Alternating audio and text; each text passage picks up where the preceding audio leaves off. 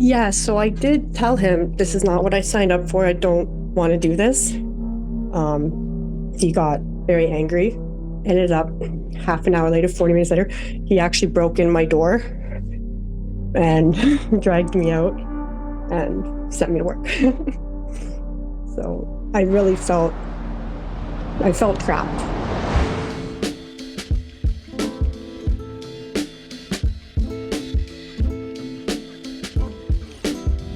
Welcome back to Other People's Lives. I'm Joe Santagato. I'm Greg Dybec. For anyone out there that would like to be a guest on our show, don't hesitate to reach out to us. Our email is oplpodcast@gmail.com.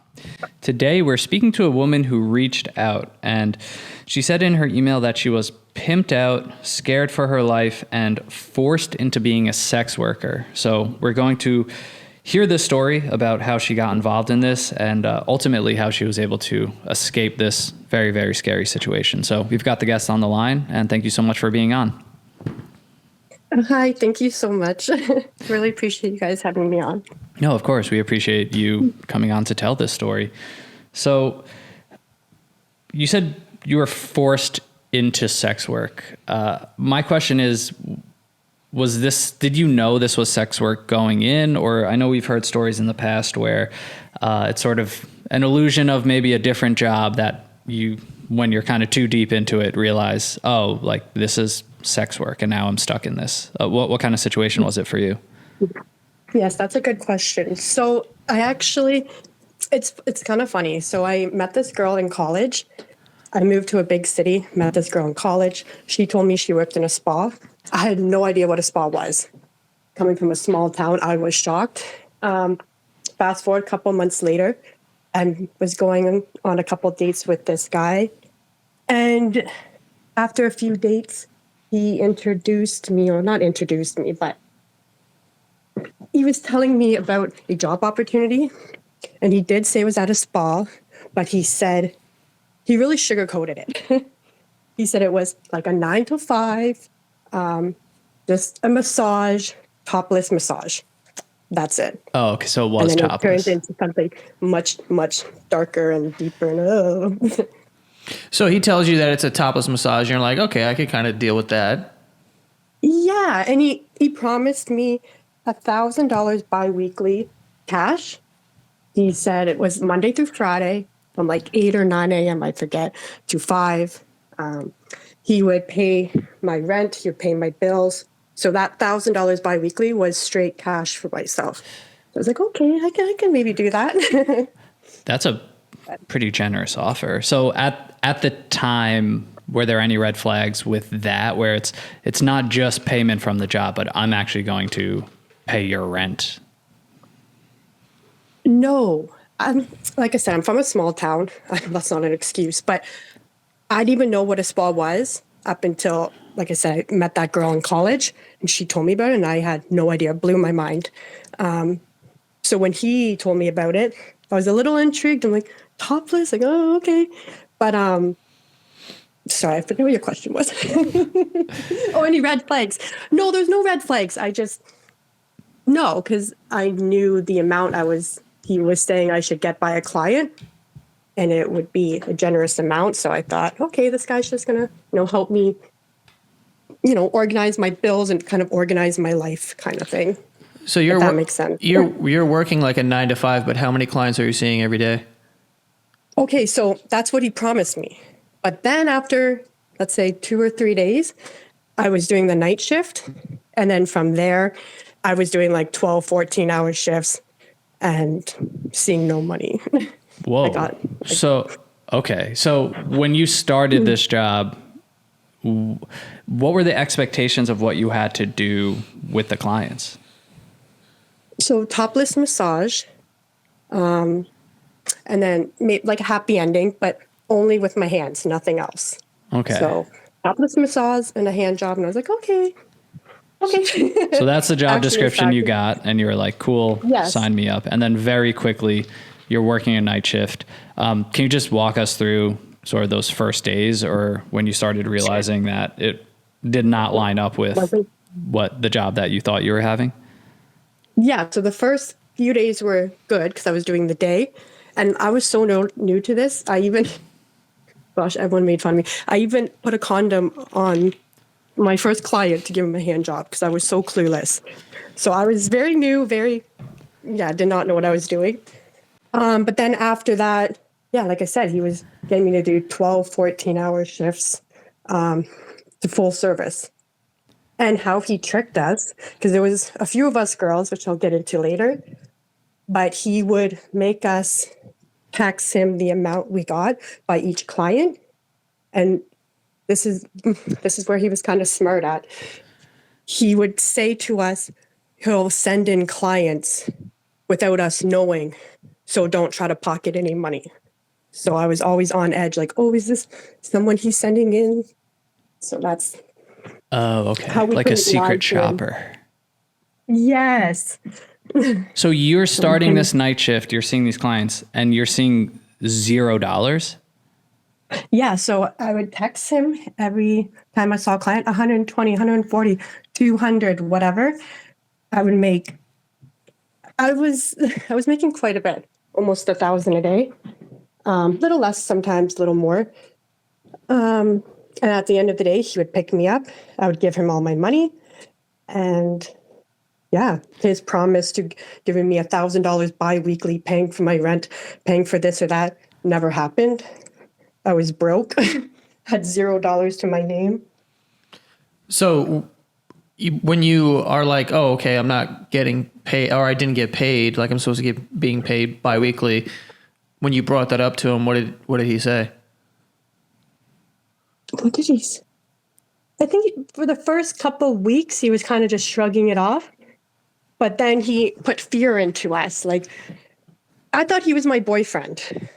I did not know he was a pimp, nothing. He, like I said, before I even got into this, we went on a couple of dates. He wined and dined me, made it official as my boyfriend, quotation marks. I introduced him to my mom. He was very, very insistent on meeting my mom, which is a big factor in this, because he would later use that against me and say I'm going to cry, sorry. It's okay. Take your time. He would threaten to hurt my mom. And I knew he started showing his scary side. So then I was too scared to leave because I thought he would hurt my mom. And he's told me stories about him hurting people. Now, maybe those stories aren't true. He just used that to scare me. I don't know, but it worked. This is terrifying because, like, this is a whole network of like operations this guy has. Like, I guess this is what a pimp is, right? Like, you hear that word thrown around and people like joke about it, but he's essentially running through this same game plan with so many different women, I assume.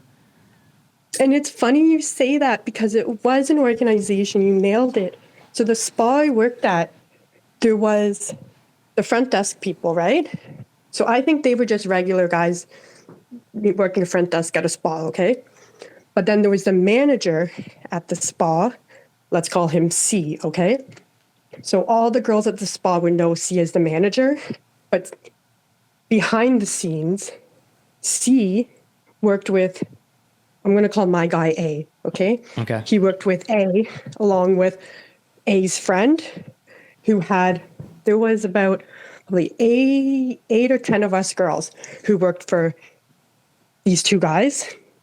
So the three of them worked at this spa. So A and the other guy would not show face, but then the manager would be like the manager, right? So there was innocent people at the spa, regular girls, who had no idea that this was run by these people. And then you had us house girls, that's what they used to call us, that had these guys. So they only chose, there was like a few of you that they were doing this to and not all of the employees there? Yeah, no, not all the employees. There was probably half the employees were just regular girls.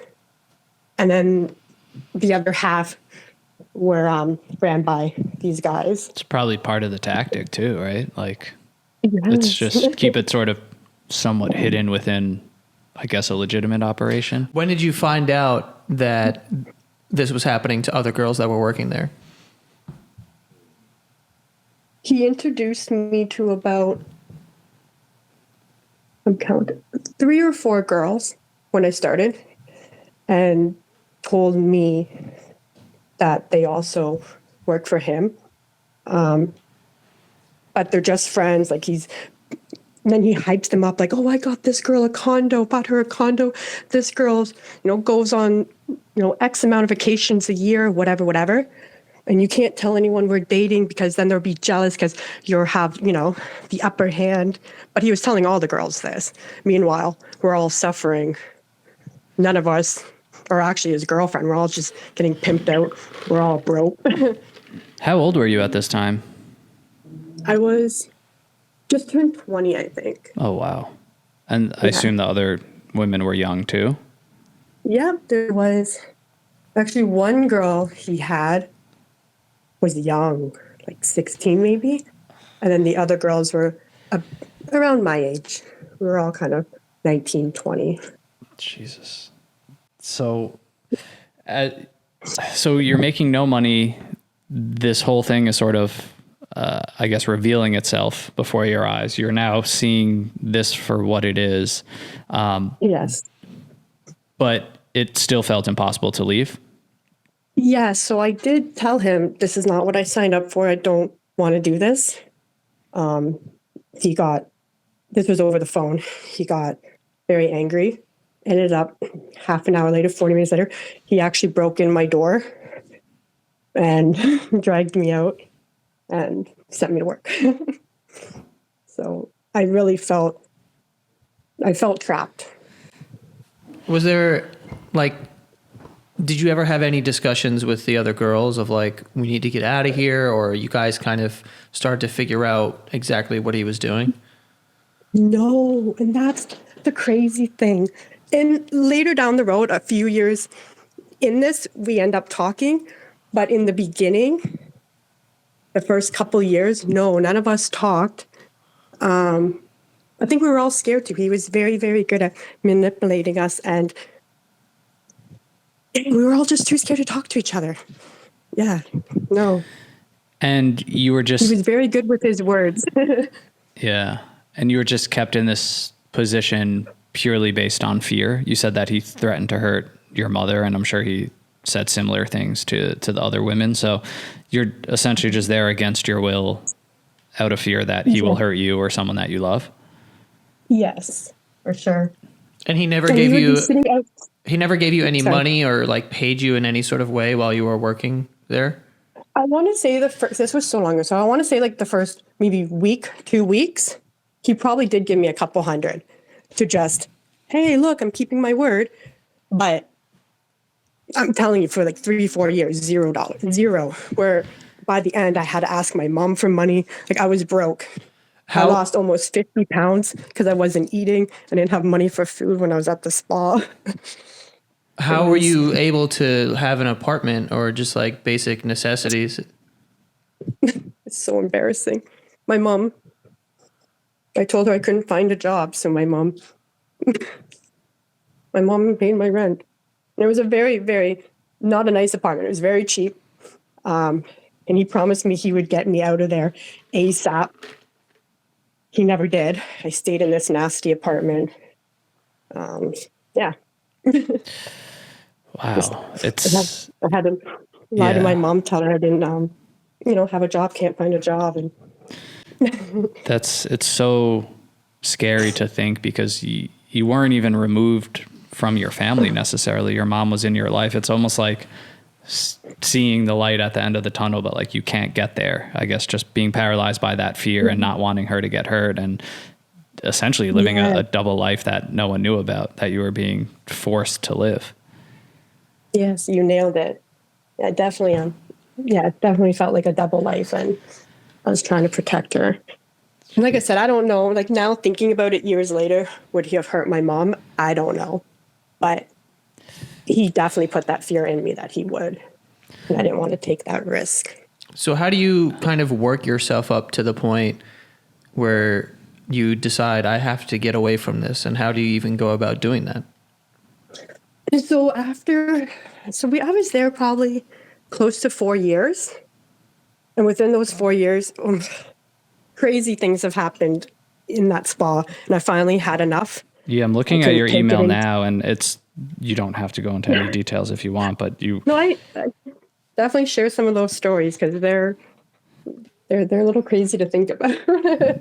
yeah, I mean, crazy isn't the word. Like, one thing you wrote that you were raped and robbed by a client and management Yeah. almost killed him.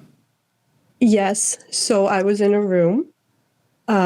We finished our session. I was putting back on my clothes. He ripped them away from me and got my wallet with all my money in it, trying to take my money and force himself back on me. So I just yelled out for help. So the front desk men come running, and they didn't ask any questions. They just beat the living shit out of him. Like, I've never seen so much blood. There was blood everywhere. And all the girls come running out.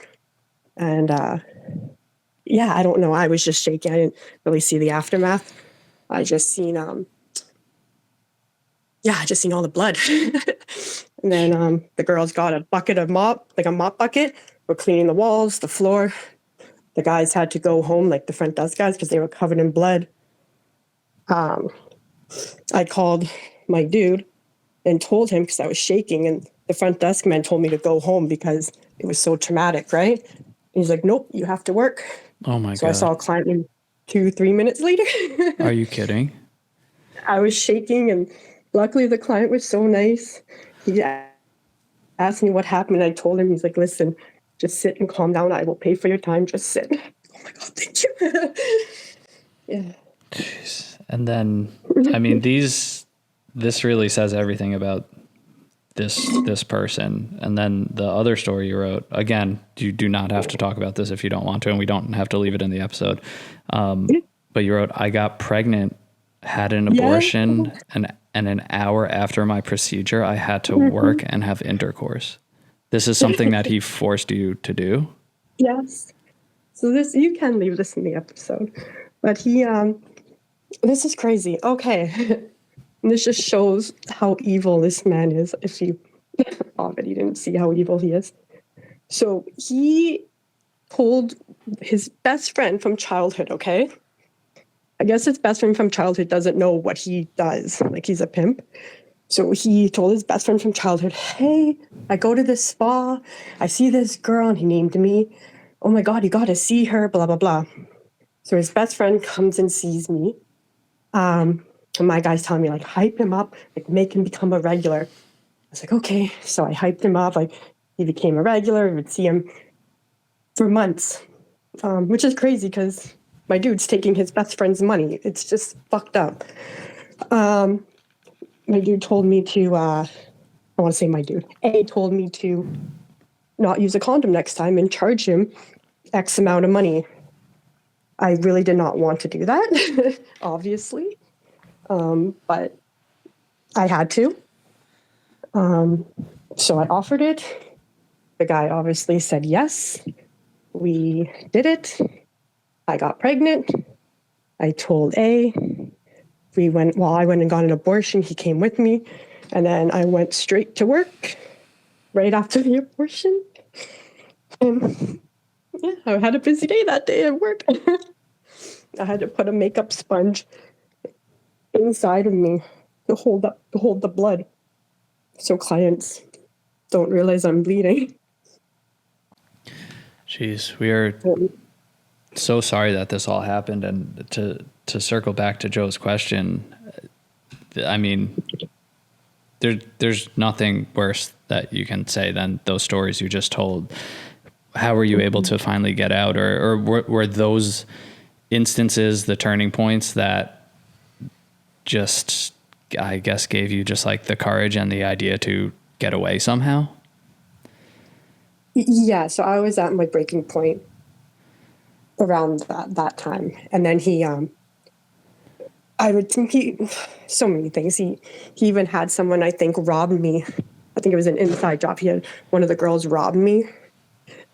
And then I told him I got robbed in the spa, and then he beat me up and made me call my mom and get money from her. to pay him the money that I got robbed, quotation marks, because I don't think I got robbed. So with that, I think a couple days later after that, I had enough. The girls were being terrible with me at the spa. Yeah, I was getting bullied a lot. And one day I just decided I'm out of here. So I walked to a coffee shop. I'll never forget this feeling. Oh my gosh.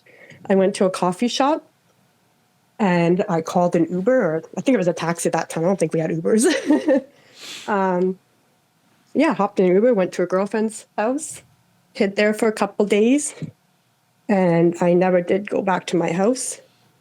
And I'm so happy I didn't, because one of the girls who worked for him later told me, because she reached out maybe half a year later, like 6 months later, she got out of the industry too. And she told me that he was waiting outside of my house for a few days to kill me. Wow. So I'm very happy I didn't go to my house. And I went straight to a friend's house. And yeah, that's how I got out.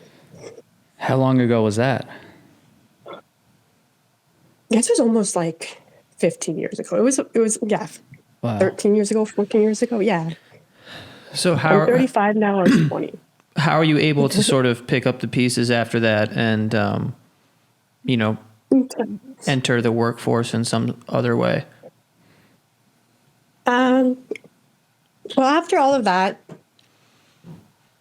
I started working at another spa. I think I was so messed up. I started working at another spa, and then I started working independently. I think I was so angry that I made all this money and I have $0 to show for it. So I wanted to make my own money and then get those things I was promised for myself and then do something. So I did that for a few years. And that's a whole nother story, whole nother topic. But yeah, one day I just decided this is not for me. I need to get my life together. And yeah, I just got out. When I was independent, obviously I could stop at any point, right? So I think I just had a realization, like, what the hell am I doing? Wow. Did you ever have an encounter or speak to or see this guy? Okay, this is kind of interesting. So after I left that spa, maybe a couple months later, I started working at another spa. First day there. I guess this guy knew a lot of people. I don't know. But someone came up to me, a random girl, and said, I just heard from one of the girls that this guy named, and she named that guy, is on his way here to get you. And I said, what the fuck? Like, who? Like, I don't know anyone at the spa. How? So I don't know if he was sending my picture around, whatever. So I left that spa right away, so he couldn't get me. Wow. And then, yeah, and this is so stupid on my part. So probably 5 or 6 years later, I ran into him. And I saw him on a dating website. I matched with him on purpose. He reached out. This is so dumb of me. I can't believe this. But I think this was me just taking back my power. I met up with him in a public place. I had a knife in my pants. I don't know what that would have done. And I met up with him. Yeah, and I met up with him, period. He didn't try to do anything to me. It was more of a fuck you thing. Did you like sit and talk with him? Yes. About everything that happened? Like, where was it an attempt at some sort of closure, or just to show that you got out and got on with your life? Honestly, I don't know what it was. I don't know. I was at a very good point in my life, but low point in my life. Like, I had no self-esteem at this point, but I was doing well. Like, I had a nice house. I'm doing well for myself, but with everything that's happened, I obviously didn't have much of a self-esteem. So when I reached out, when we matched, he reached out to me. Yeah, I think I just wanted to close the chapter. So I even told one of my friends, hey, I'm going to go see him. They thought I was crazy. They're like, you're fucked. I'm like, I know. So I got his license plate. I told him who I was with. I'm like, if I don't message you in a couple hours, call the police, do something. yeah, and I met up with him, and well, I don't even know what we really talked about, to be honest. He didn't take any accountability. I think I just wanted to hype myself up. And I told him I'm friends with the other girls who worked for him that later left after I left. And I was just kind of hyping us all up just to say, hey, like, everything you promised us, we did ourselves. And fuck you, you stupid of me. But How did that conversation between the two of you end? he was nice. I won't lie. He was nice. Totally different person. Didn't feel like the same person. So I don't know. I blocked him right after. So I don't know if that was a tactic to, maybe get me into the industry again, working for him. Because I definitely don't think a man like that can just change. But he was nice. I'm glad you're doing well. You look good, blah, blah, blah. And that was that. So strange. It was very strange. Yeah. And I'm so stupid for doing it because so many things could have went wrong. But I think I was prepared myself if something does go wrong. Like I said, I was kind of at a low point in my life. So if something goes wrong, whatever, fine. Yeah. But it didn't. And it felt good. And then, I'm never talking about that. Well, that's good. But in general, how common do you think this is? Because it's just so scary to hear, and just the way it's presented, it's this illusion of something different. And I mean, we're calling it sex work. And if I guess you're independently working and, making a living off of sex work, that's one thing. But I don't know, like, is this not the definition of like being sex trafficked? Like, are you? I think so. I don't like to use that word, but like the definition of, I feel like it is, because I was forced, I couldn't get out of it. Yes, sure, I signed up for it, but I signed up for something that wasn't what it really was. You know what I mean? An illusion of something. And I was forced to do things that I obviously didn't want to do. Yeah. With leave, so many other women, underaged women. I mean, it's just one of the worst things to hear in the world. And it is this dark underbelly, I guess you'd call it, that like we know exists. And it's just such a bigger industry than people realize. And like this example is just one of, I'm sure, so many. And, this guy is just one of so many men who will be part of an operation like this. And it's just crazy to hear how it works and how many people, are just susceptible to that, because it's, you're lured in with money or love bombing or this person being your boyfriend, all the tactics, like they work time and time again. Yeah. And exactly. it's terrible. And they know who to choose, because I was a small town girl, very naive, very like, ooh, I didn't know much in the big city. You know what I mean? And I want to ask you that, like that's a good point. And like in retrospect and hindsight, you're always able to see the things that you couldn't see at that time, or you were in such a different stage of your life and you were younger. But do you have anything that you would say to young women out there who could potentially be presented with something like this? Just any advice of, what to look for, or what to potentially just walk away from, or just any red flags in general? That's a good question. Well, I think any person, your boyfriend, a friend, whoever, suggest anything related to the industry. It could be something as whatever, anything related to it. Just don't. Like, I don't really have advice. I don't know how to answer that. I'm sorry. I don't know how to answer that. I'm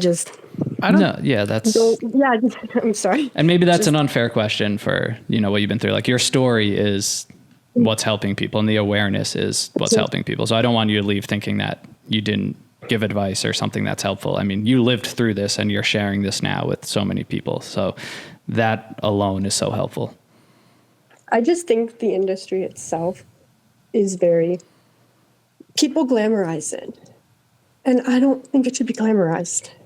Like, do what you want, like whatever, fine. But I don't think we should make it look a certain way Because even, not saying all girls, but a majority, like the ones who work independently, like they all have their own stories. Like there's bad clients out there, bad situations happen.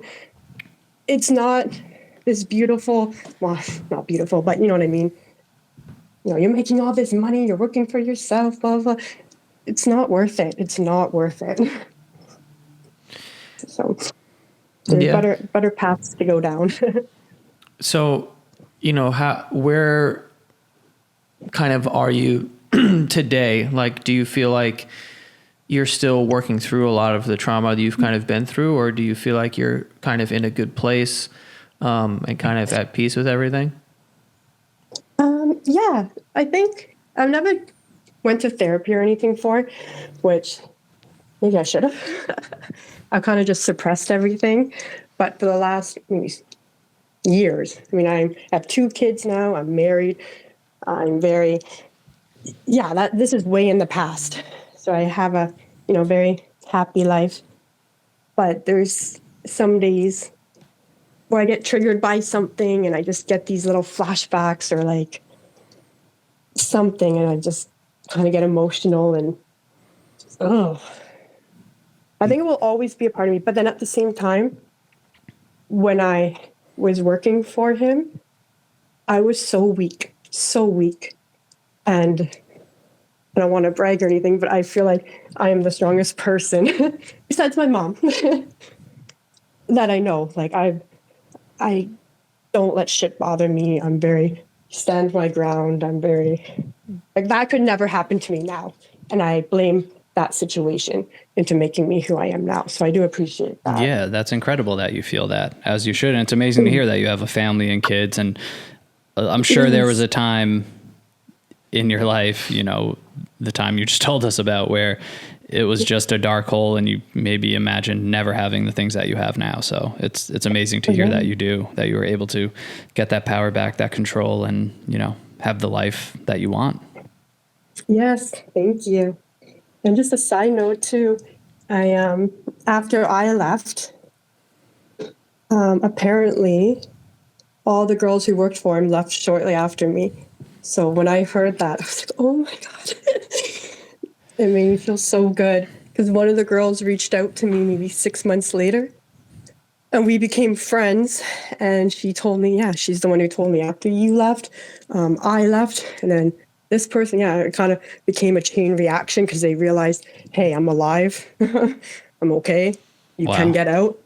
So that felt really, really good when she told me that. Yeah, that's amazing to hear. You should feel good about that. And that's what's crazy is like, it is like you were able to just walk away, call a taxi, walk away. Sure, you have to go into hiding for a little, but it's like, it's there. But, when you're in that situation, you probably just feel like it's impossible to leave. So that's cool that you were able to inspire. Thank you. And I think that's it. I think a lot of these people use scare tactics. Get the help and get the hell out if you can. Because a lot of the times it is a scare tactic. But you've got to make the right steps on how to get out so you're safe. But tell somebody and get out.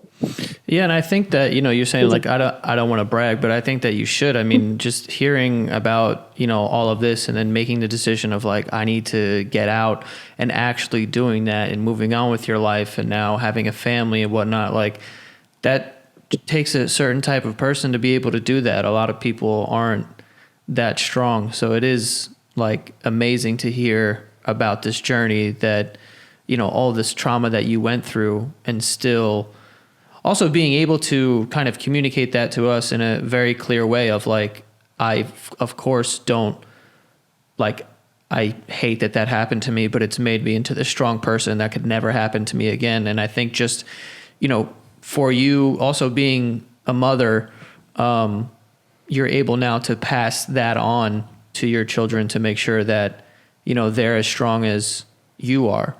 And I think that's, amazing. And also what Greg was saying before, just to echo that, where he was like, you don't really need to give advice, which I think is true. Just coming on this show and talking about something which,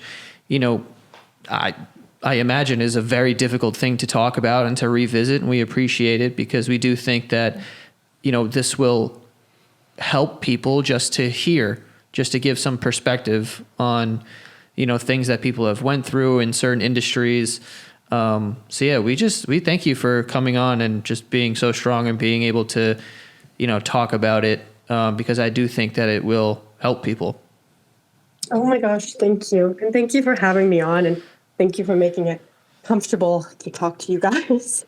So I've never said this out loud, so you guys made it really easy, and I appreciate it. No, of course. Thank you for choosing us, and we hope it helped in some way. Perfect. Yes, I can close that chapter now. All right. Well, we really do wish you the best of luck with everything, with your family, and with your life. Thank you. Thank you so much. Have a good one. Bye. You too.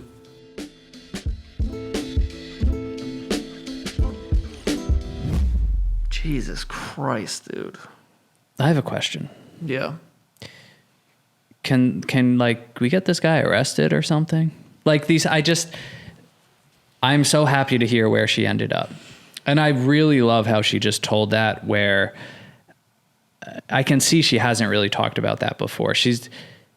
It was just so raw and real of just like, this is what happened. I don't even know what I was thinking at that point. I don't even necessarily know what I think about it now, but this is what happened to me and this is who I am. It wasn't like, I don't know. I appreciate that from her, but I hate when these stories end and the bad guy's still out there. Yeah. That happens so often. And it's like, I don't know. Does he still run this operation? Did he move? Like, I don't know. I'm like ready to be a snitch right now. And like, yeah, I mean, yeah, I like basically shut down at some point during that episode. I like didn't have any questions. I was just like, what?